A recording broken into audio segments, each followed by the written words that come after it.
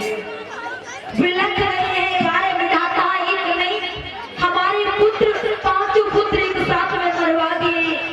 वाह जी वाह, क्या से बोल रहे थे, क्या हमारे बालकों से बोल रहे थे। हाँ, भगवान कन्हैया को आते हुए देखा, वो भगवान कन्हैया से बोली भैया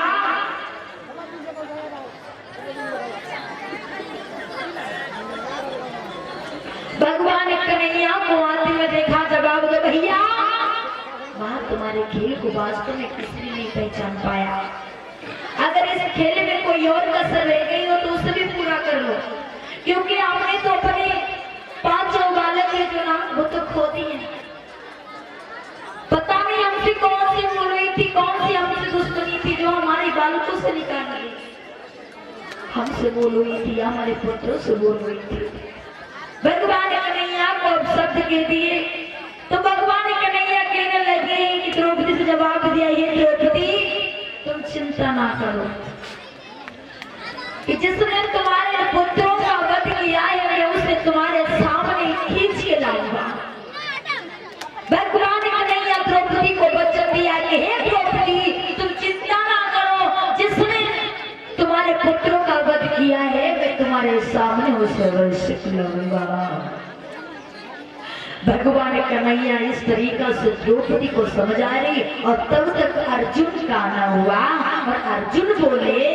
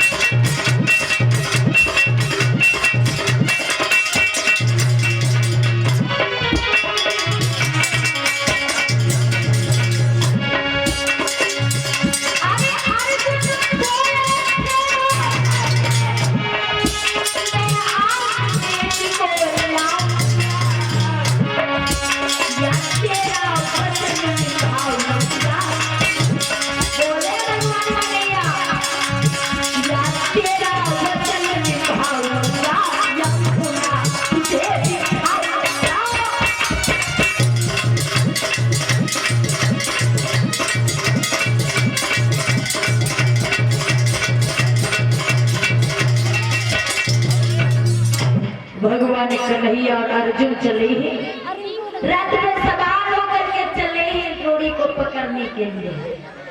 इधर में जो द्रोणी के तलाश में चले हैं, चलते चलते भगवान कन्हैया और अर्जुन घने जंगल में पहुंच गए। जब घने जंगल में पहुंच गए इधर उधर ढूंढने लगे, लेकिन द्रोणी कहीं पे नजर नहीं आया। तब तक इधर में क्या देखा कि भगवान कन्हैया की नजर पड़ी है द्रोणी के ऊपर। द्रोणी जा रहा है झूमता हुआ। भगवान कन्हैया ने द्रोणी को रोक लिया। जो ही द्रोणी को रोका है तो द्रोणी ने देखा है और द्रोणी और अर्जुन का युद्ध होने लगा। इधर में जब युद्ध होने लगा श्रोताओं, द्रोणी ने सभी सरतान दिया जिसको अर्जुन पहचान नहीं पाई। भगवान कन्हैया पत्थर को पसारते हुए उसी समय द्रोणी को पकड़ लिया और जो ही द्रोणी को पकड़ा ही और रथ से बांध दिया। इधर में जब रथ से बांध दिया और द्रोणी को लेकर के चले हैं भीम के पास में। कैसे?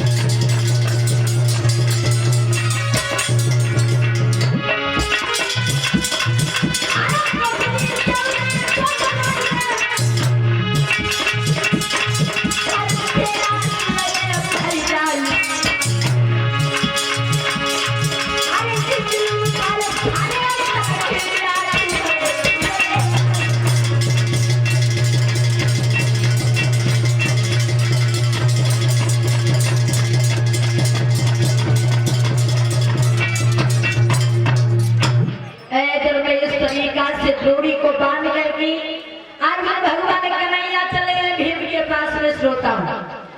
और जब भीम के पास में चले और जब भीम जब बातें करते तो मानो जैसे बादल गरज रहा, इतनी भारी आवाज। महाराज भीम के सामने अच्छे अच्छे योद्धा नहीं देखते थे, इतने वो शक्तिशाली थे, योद्धा थे। जिस समय जब द्रोणी को भीम के पास में लेकर के चले, भीम ने देखा, जवाब दिया, द्रोणी तूने क्या किया? तो द्रोणी जो था वो डर गया। तो महाराज भीम कहने लगे द्रोणी से, सुनो द्रोणी, तुझे मार दिया जाए या छोड़ दिया जाए, बोल द्रोणी तेरा क्या हाल किया जाए।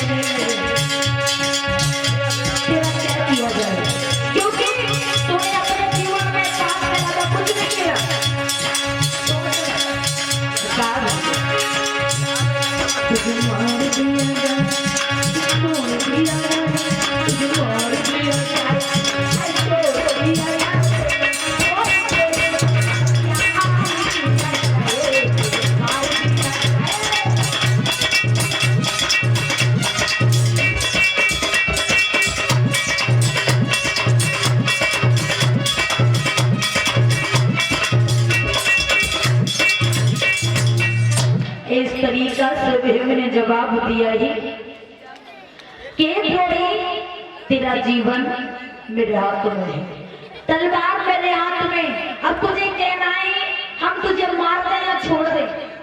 तो द्रोणी हाथ को जोड़ करके बोला, महाराज मैं मानता हूँ कि हमारा जीवन तुम्हारे हाथ में है, तलवार भी तुम्हारे हाथ में, हमारी गर्दन भी तुम्हारे सामने है। महाराज मैं मानता हूँ कि हमसे भूल हुई है, मैंने अपने जीवन में पाप के सिवा कोई अच्छा कार्य नहीं किया है, लेकिन इस पाप के लिए हम तुमसे क्षमा मांगते हैं। सुनो, बोला जो द्रोणी महाराज ने क्या, अपनी चलती भरी करनी में